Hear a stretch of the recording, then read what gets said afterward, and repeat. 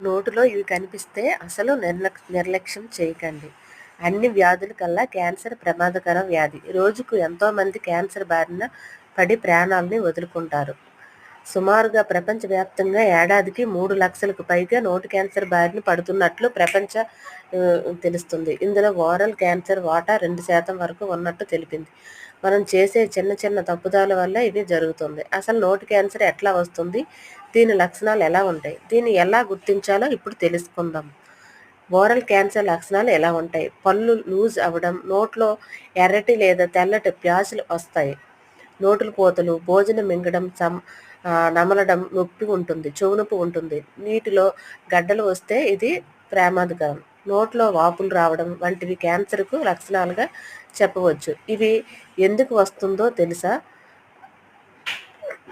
Radiation, పర్యావరణ కారణాలు, ఆల్కహాల్లోని chemicals వంటివి ఈ ఓరల్ క్యాన్సర్కి కారణంగా చెప్పవచ్చు.